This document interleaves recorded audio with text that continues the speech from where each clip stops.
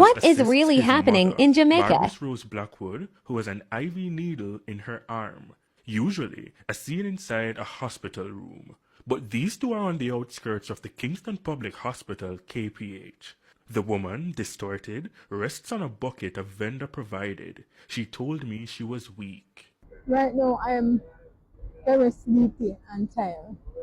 But how did she get here? TVJ News understands she's been visiting the Linstead Hospital in St. Catherine, where she lives since December 2024. After a CT scan and an MRI, her son said Linstead referred her to KPH. The referral form here is dated January 28, 2025. Mr. Samuel said he asked doctors at Linstead Hospital if his mother could be transported by an ambulance. They told me that I need to take mommy by myself, and I told them that I don't have a personal vehicle. So this morning they sent me out and mommy to KPH without taking out the IV out of mommy, and I was surprised that they told me that there was no ambulance available, because I'm looking at 2 ambulances in the hospital. Now, early on February 6, he got a taxi to take his mother to KPH. Inside the taxi, he realized that the IV needle was still in her arm. An IV needle is a very small needle that's inserted into a vein used to deliver fluids, medications, and blood directly to the bloodstream. It was very hectic. It was very hectic on the way coming, dealing, persons, and I have to try to protect mommy hand from no one bouncing the IV in mommy hand. Mrs. Rose Blackwood, a retired educator, feels as though the system is failing her. The entire system, because I'm a pensioner. I don't have enough money to travel all the way to Kingston, from country to Kingston. And I used to teach and all of that, but it's rough. It's really rough. Plus I have to buy food and maintain myself.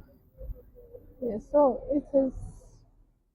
it's failing. Their day in Kingston ended with another referral, this time from KPH to the University Hospital of the West Indies. It's just very stressing. Like right now, mommy is sitting there with the IV in her hand.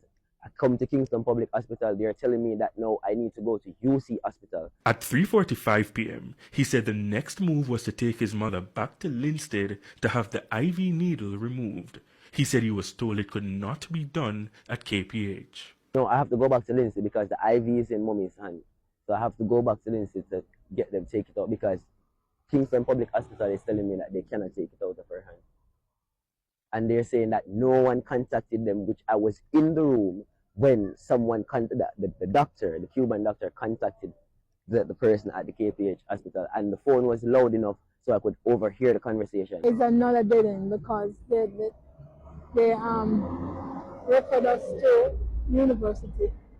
So we have to find money again to go all the way to university from where we're living. And it's really heart-rending. Health Minister Dr. Christopher Tufton said he could not comment on this specific case.